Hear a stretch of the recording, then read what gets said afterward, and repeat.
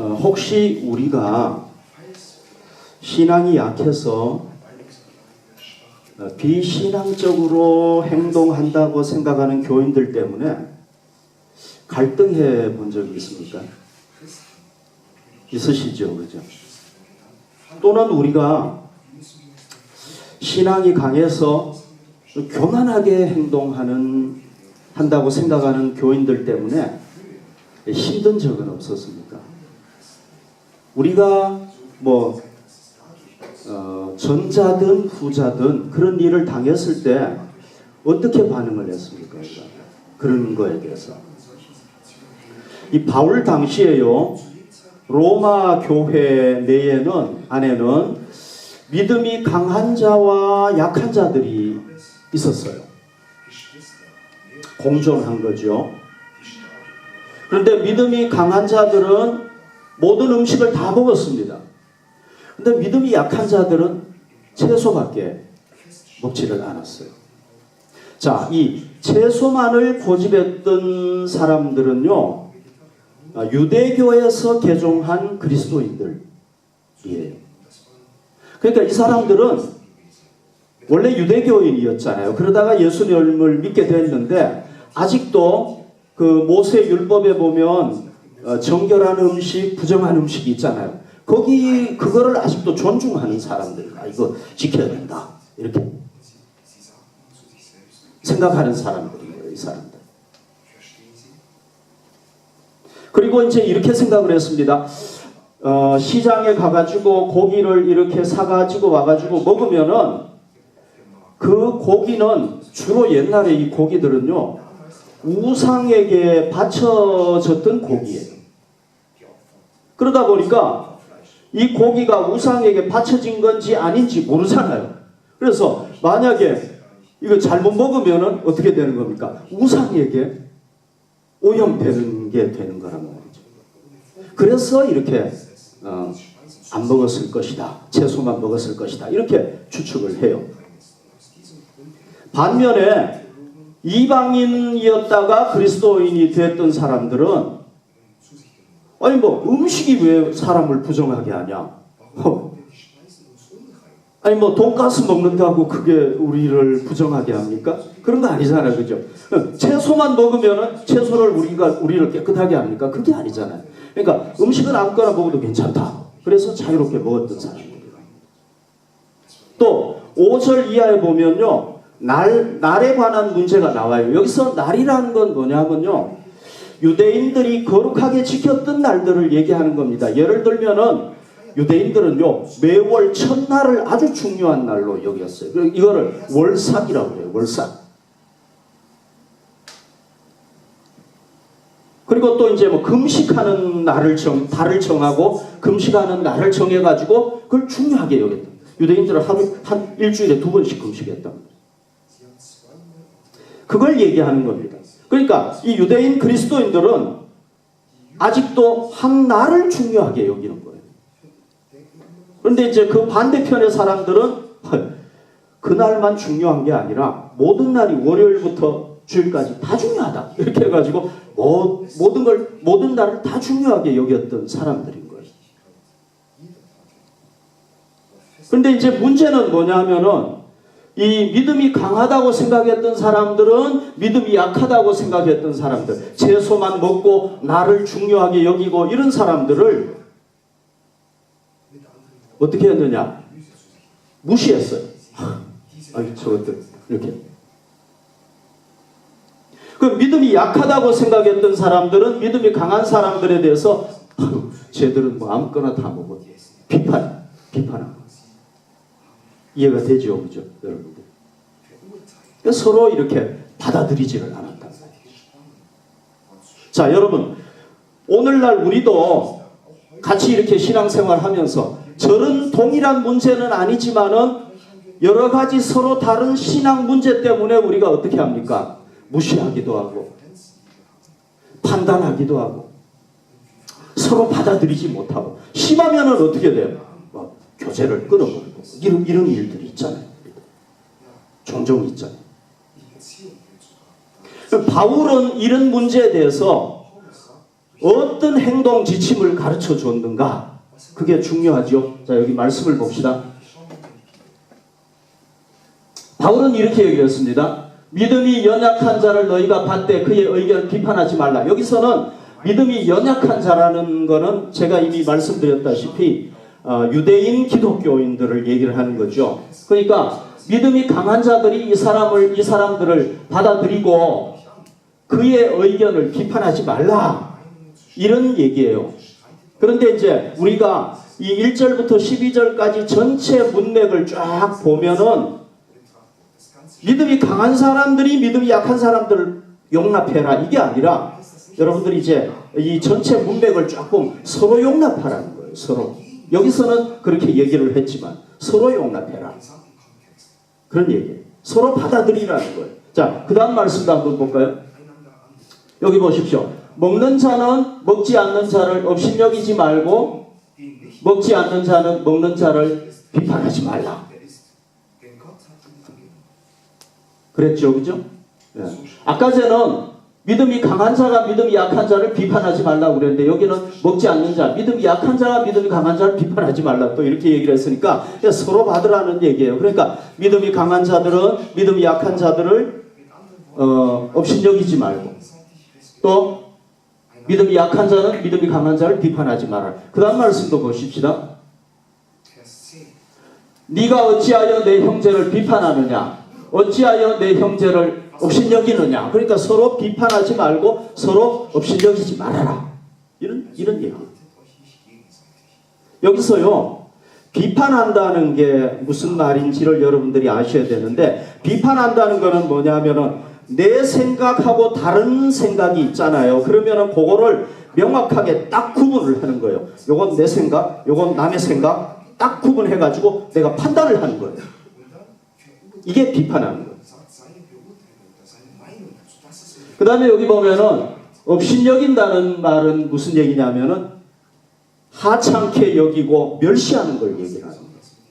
그러니까 판단하지 말고 업신여기지 말아라. 그런 얘기예요. 다시 얘기하자면은요, 성도들 간에 저런 문제에 대해서 나의 신앙과 남의 신앙을 명확하게 딱 구분해가지고 딱 이렇게 구분해가지고 자기가 판단하는 거예요. 내 거는 맞고 저 사람은 틀렸다. 이렇게 딱 좋고 나쁘고를 딱 판단하는 걸 얘기를 하는 거예요. 그렇게 하지 말라는 거예요.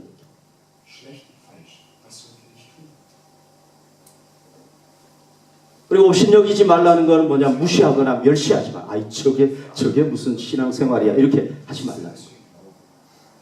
그리고 서로 받으라는 거예요. 그러니까 우리도 어떻게 해야 됩니까? 저런 문제에 대해서는 서로 받고 서로 용납하고 비판하지 말고 멸시해서는 안 된다는 거죠. 그런데 이제 여러분 중요한 게 뭐냐? 바울이 왜 그렇게 얘기를 했느냐 하는 게 중요하죠. 바울이 왜 그렇게 얘기를 했느냐. 이게 중요하죠. 오늘 성경에 보면 한 3가지 이유가 나와요. 첫 번째 이유는 뭐냐 하면요. 그들이 다투었던 문제가 상대적이고 지역적인 문제였기 때문에 그런 거예요. 그들이 막 이렇게 옥신각신하고 했던 게 아주 본질적이고 중요한 문제가 아니었다는 거예요. 상대적인 문제고 지역적인 문제. 1절에 보면요. 믿음이 연약한 자를 그랬죠. 여기 믿음이라는 건 뭐냐 하면요. 우리가 예수님을 믿어서 구원받는 절대적인 믿음을 얘기하는 게 아니에요. 그게. 어떤 특정한 일을 행하는 데 있어서 예를 들어서 음식을 먹는 문제에 있어서 좀 확신이 부족한 걸 얘기를 합니다. 이해가 되셨죠? 이게 뭐 이거 안 해가지고 막 구원받고 구원 못 받고 이런 문제가 아니에요. 구원하고 관계된 문제가. 다시 말씀을 드리면요. 구원받은 그리스도인입니다. 이거는 이상이 없는 거예요. 그런데 그리스도인으로서 어떻게 살아야 될지를 잘 모른다든지 또는 아는데도 불구하고 실천하지 못하는 걸 얘기합니다.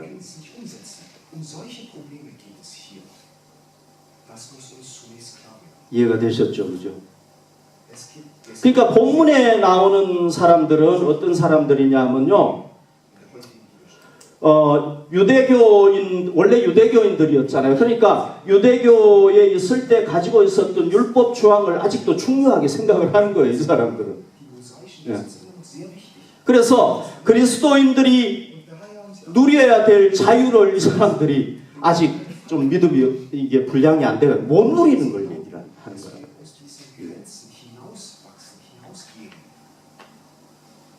이해가 되셨죠? 그죠? 그걸 얘기하는 겁니다. 사실요, 뭐, 음식을 어떤 걸 먹느냐, 먹지 않느냐, 또는 어떤 날을 특별하게 정해가지고 이 날을 금식해야 된다, 안 해야 된다, 뭐 이런 것들은 구원하고는 관계가 없는 거예요. 그래서 이 로마 교회의 교인들이 분쟁했던 이 문제를요, 신학적으로는 뭐라고 얘기를 하느냐면, 여러분들이 이거 모르셔도 돼요. 아디아포라 논쟁이다. 이렇게 얘기를 해요. 아디아포라 논쟁. 헬라어로. 아디아포라 논쟁이다. 이건 무슨 얘기냐면요. 아디아포라라는 얘기는 대수롭지 않는 일, 아주 중요한 게 아니고 그냥 별거 아닌 일, 그런 걸 얘기를 합니다. 그래서 기독교 윤리 역사, 윤리라는 건 뭘 따지냐면 선이냐 악이냐 이걸 따지잖아요. 그죠? 기독교 윤리 역사에서 보면은 이런 문제들은요, 선도 아니고 악도 아닌 거예요. 자, 채소 먹는다고 악이고, 고기 먹는다고 악이 아니에요. 그거 아니잖아요. 그죠? 선도 아니고 악도 아닌 거예요. 그 다음에 성경에서 명쾌하게 하라, 하지 말라 얘기 안 해놓은 거. 그런 걸 얘기하는 거예요.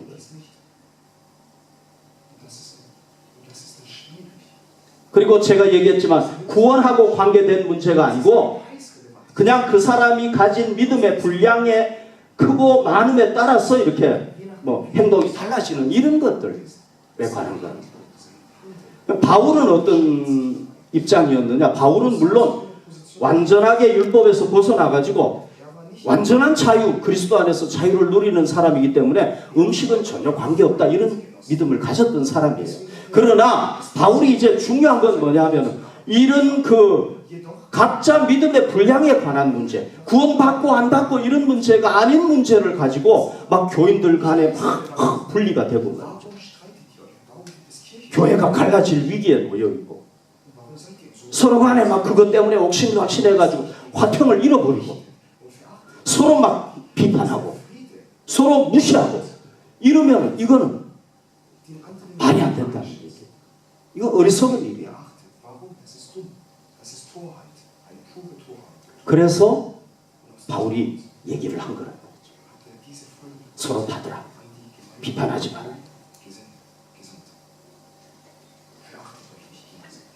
아멘. 이해가 되셨죠? 그 두 번째 이유가 있어요. 두 번째. 자, 이 말씀을 봅시다. 두 번째 이유가 보면 먹는 자는 먹지 않는 자를 업신여기지 말고 먹지 않는 자는 먹는 자를 비판하지 말라. 이는 하나님이 그를 받으셨음이라. 그러니까 여러분 중에 다 다양한 사람들이 여기에 앉아 있잖아요. 그런데 저도 그렇고 여러분들도 그렇고 독일 사람이든지 한국 사람이든지 어느 나라 사람이든지 간에 모양이 어떻든지 간에 하나님이 다 받으셨다는 거예요. 우리는. 여러분, 하나님은요 바울 같은 박해자도 받으셨고요, 예수님 당시에는 세리들, 창녀들도 예수님께서 다 받으셨어요. 그런데 우리가 예수님이 다 받은 사람들을 우리가 너는 안 돼, 너는 어떻고 이렇게 하는 거는 그거는 안 되는 거죠. 그죠? 그 다음 말씀을 봅시다. 여기 보면 뭐라고 그랬냐면 남의 하인을 비판하는 너는 누구냐? 그가 서 있는 것이나 넘어지는 것이 자기 주인에게 있음에 그가 세움을 받으리니 이는 그를 세우시는 권능이 주께 있습니다. 그랬죠. 그죠? 여기서 남의 하인이라는 거는 뭐냐면 로마 교회 모든 교인들을 얘기하는 거죠. 그 주인은 누구예요? 예수님을 얘기하는 거 아닙니까? 우리도 마찬가지죠. 우리 주인은 예수님이고 우리는 다 하인들이라는 말이에요. 하인들과 마찬가지예요. 그런데 여기 하인이라는 거는요. 옛날에는 두 종류의 하인이 있었어요. 하나는 이렇게 물건처럼 막 팔아먹는 하인이 있었어요. 근데 여기에 하인이라는 건 뭐냐면요. 이렇게 계속해가지고 하인 노릇하는 사람들 있잖아요. 대물림하는 사람들. 이 사람들은요. 주인하고 너무 친해가지고 가족하고 똑같은 사람들입니다. 두 종류의 하인이 있어요. 근데 자, 이 하인이 예를 들면은 죄송한데 우리 이준호 집사님이 저하고 관계해서 저의 하인이 아니에요. 누구의 하인? 예수님의 하인이에요. 저는요. 누구의 종이에요? 교인들의 종이에요, 제가? 아니죠. 예수님의 종이라는 말이죠. 그런데 내가 주인을 제껴놓고 당신은 말이야 그렇게 신앙생활하면 안 돼. 그게 무슨 신앙이야. 이러면은 내가 뭐 하는 거예요? 내가 권능자가 되는 거예요. 그죠? 그러면 안 되는 거예요. 주인이 예수님이신데 내가 마음대로 막 하면 안 된다는 거예요. 그 월권이죠, 월권. 예수님이 다 받으셔가지고 함께 신앙생활을 하는데 내가 못 받는다. 그럼 자기가 예수님이지. 그죠? 이래서 안 되고 저래서 안 되고 그러면 자기가 예수님이에요. 세 번째는요. 여기 또 말씀을 봅시다. 자, 세 번째는 뭐냐면요. 하나님의 그런 사람들은 하나님의 심판을 받기 때문에 막 판단하고 비판하고 멸시하고 이런 것이. 여기 보십시오.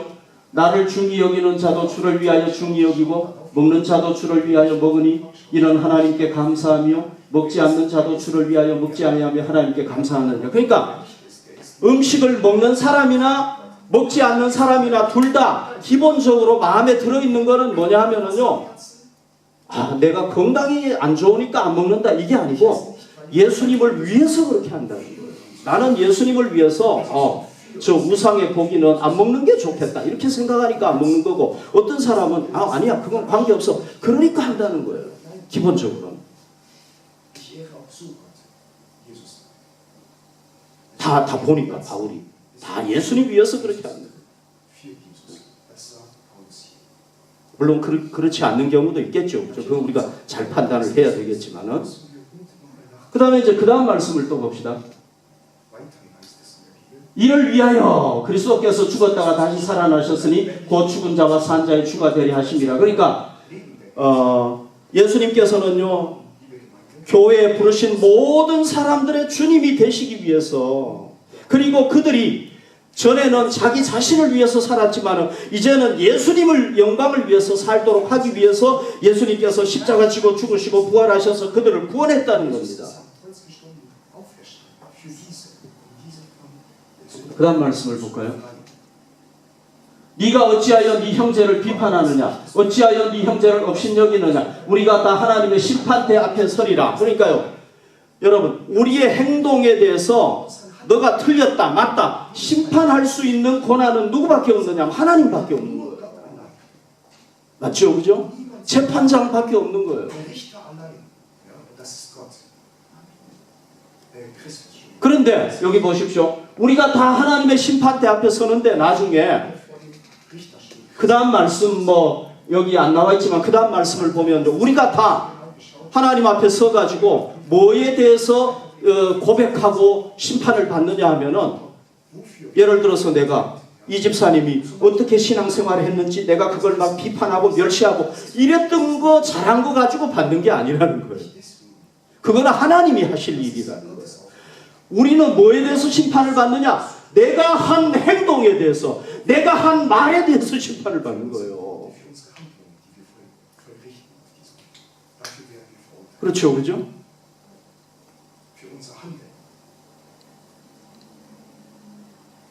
그러니까 우리가 만약에 내가 비판하고 판단하는 거 이거 하나님이 하실 일인데 내가 막 마음대로 비판하고 판단해가지고 하면은 자기가 뭐가 되는 거예요? 심판주가 되는 거예요. 자기가 하나님의 권위를 막 차지하는 게 되는 거예요. 그러면은 뭐라고 얘기했느냐면 우리가 하나님 앞에서 나중에 너는 맨날 내가 할 역할만 다 하다가 왔냐? 하나님의 심판을 받는다는 거예요. 그런 사람. 그러니까 그렇게 하지 말라. 이해가 되셨죠? 그죠? 자, 그러면은 우리가 지금까지 이런 아디아포라 문제에 대해서 어떻게 대처해 왔습니까? 우리는 어떻게 대처해 왔습니까? 간단하게 제가 몇 가지만 대처 방법을 말씀을 드릴게요. 자, 우리가 교회 공동체에서 함께 신앙생활 할 때요, 깊이 생각을 해야 될 게 있습니다. 그게 뭐냐면요, 이 교회 단체는요, 회사나 이런 단체하고 달라요. 학교하고도 달라요. 거기는요, 보이는 사람이 장이에요. 사장이 있고 회장이 있고 그렇잖아요. 교회는요, 제가 사장이 아니에요. 제가 사장이면 참 좋겠어요. 네.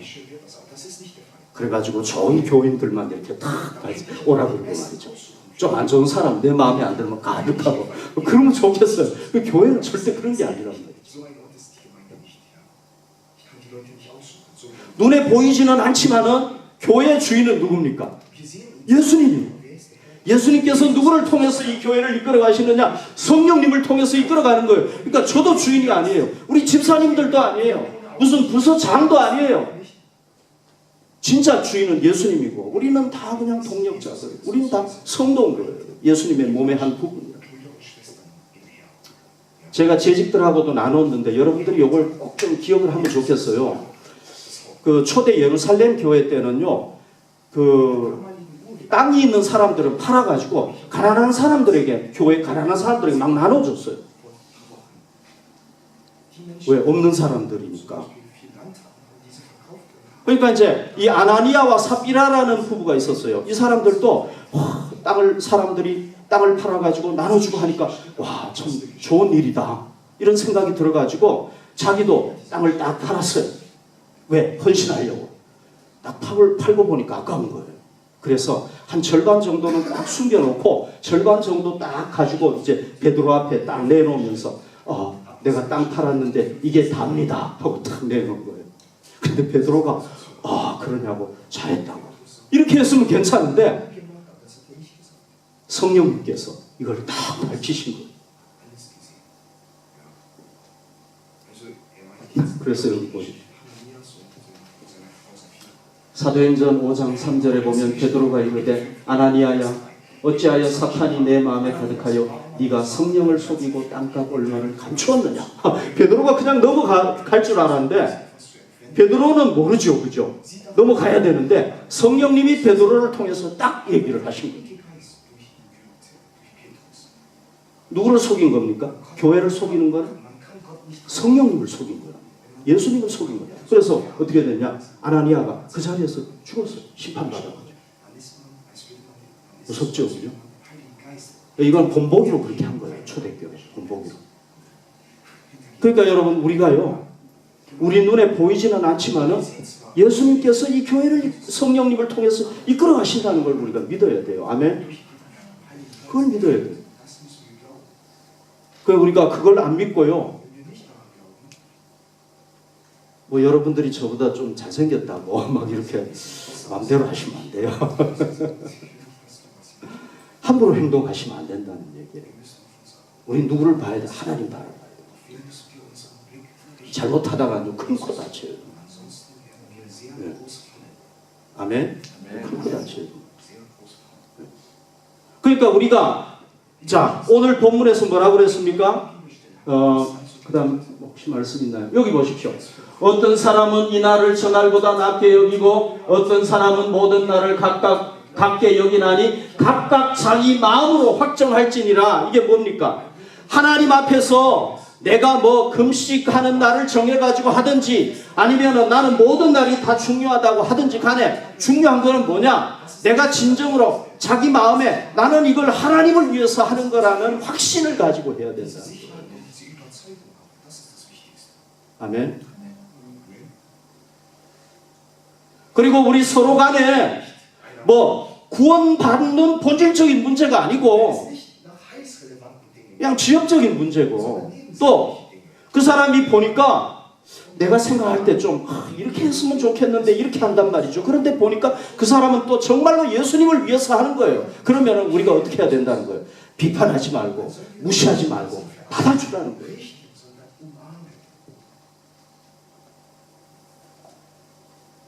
아멘. 여기 말씀을 하나 볼까요? 사도행전 12장 4절 5절에 보면은요, 이 헤롯 왕이요, 헤롯 왕이 사도 요한, 그러니까 요한의 형인 야고보를 잡아가지고 목을 쳐서 죽였어요. 베드로도 감옥에 가둬버렸어요. 그래가지고 이제 사형 날짜를 딱 정하고 끄집어내서 이제 죽이려고 했어요. 그런데 혹시 모르니까 여기 보면은 군인 4명을 한 개 조로 해가지고 4개 조로 딱 해가지고 지킨 거예요. 감옥에 있을 때도요, 이 뭐죠 이거? 수갑, 옛날에 뭐 수갑은 없었던 것 같아요. 밧줄로다가 군사 2명하고 베드로 왼쪽 팔하고 이렇게 딱 묶어놓고요. 그 다음에 오른쪽 팔하고 딱 묶어놓고요. 2명이 그렇게 하고 자는 거예요. 자고 먹고 같이 하는 거예요. 그 다음에 2명은 또 지키고. 네 명씩 4개 조가 맡기니까요. 이거 도망을 가려면은, 탈출하려면 문을 2개, 성문을 2개를 통과해야 돼. 그러니까 이거는요, 도저히 도망갈 수가 없어요. 어쨌거나, 자, 6월절 후에 백성 앞에 끌어내고자 하더라. 이에 베드로는 옥에 갇혔고, 교회는 그를 위하여 뭐 했습니까? 간절하게 기도한 거예요. 그런데 여러분들이 그 뒤에 사건을 보면 재밌는 게요, 베드로도 자기가 풀려날 거는 생각도 못했어요. 왜? 이게 어떻게 풀려나? 도저히 안 된다고 생각. 교회도요, 베드로가 나중에 풀려나가지고 막 문을 두드렸어요. 나 베드로다 두드렸는데 사람들이 다 안 믿었어요. 저거는 베드로의 어떤 영혼이 왔을 것이다, 아니면 천사가 왔을 것이다. 안 믿. 그러니까 도저히 빠져나갈 수 없는 상황이었다. 그런데 교회가 기도했더니요, 베드로가 풀려났어요. 어떻게 풀려난지 아세요? 하나님께서 하늘에서 이렇게 흔들지도 않았어요. 하나님이 직접 개입하시지도 않았어. 그냥 천사 보냈어. 천사만 한 사람 딱 보냈어. 천사만 보냈어. 그 천사는 우리하고 다르잖아요. 그죠? 능력이 있잖아요. 거기 있는 병사들 다 잠자라 해보니까 다 잠자는 거예요. 밧줄 풀려라 하니까 풀려버리고, 옥문이 열려라 하니까 열리는 거예요. 그 베드로가 막 쿨쿨 자고 있으니까 팍팍 두드려. 베드로 빨리 일어나. 그래가지고 그냥 탈출을 시켰다. 너무 간단한 거예요, 하나님한테. 너무 간단하죠. 하나님이 역사 안 해도 간단해. 천사만 와도 다 돼. 제가 이 얘기를 왜 하느냐 하면요, 교회가 하나님 앞에 간절히 기도하면 뭐 한다? 하나님이 기도에 응답하실 수 있다. 어떤 문제는 응답하고 어떤 문제는 응답 못합니까? 아니에요. 우리가 상상도 할 수 없는 문제까지도 다 해결해 줄 수 있다는 거예요. 그러면 제가 얘기하는 건 뭐예요? 만약에 여러분들이 어떤 성도가 보기에 저 사람은 저 신앙이 좀 더 자랐으면 좋겠다. 여러분들이 정말로 애정을 가지고 그 사람이 자라기를 원한다면 우리가 뭘 해야 되겠습니까? 막 비판하고 다른 사람한테 막 험담하고 이게 아니라 누구한테 기도해야 되는 거예요? 하나님 앞에 기도하라는 거예요. 왜? 간절히 하나님께 기도했더니 응답했다. 아멘? 하나님이 응답하신다는 거죠. 정말 그 사람이 저거 좀 하나님 나는 안 되겠어요. 저거 좀 잘하게 해주세요. 만약 그런 정말 애정을 가지고 그런 게 있다면 여러분들이 뭐 해야 됩니까? 첫 번째는 하나님 앞에 기도하고, 두 번째는 하나님께서 기회를 주시면은 내가 생각했을 때 형제님 이렇게 하는 게 더 좋을 것 같아요. 권면하고. 아멘. 자, 여러분, 그리고요, 우리 삶에서 불가능한 일을 만날 때 있죠, 그죠? 내 힘으로 안 돼. 아무리 해도 안 돼. 우리 부모도 해줄 수 없어. 그런 문제 있죠. 그죠? 불가능한 문제. 하나님을 안 믿으면 우리가 어떻게 해야 돼요? 나는 끝이야. 그래야 되겠죠. 근데 우리는 누굴 믿습니까? 하나님을 믿잖아요. 우리를 구원하신 예수님 하나님의 아들 믿잖아. 그죠? 그러니까 우리가 어떻게 해야 되는 거예요?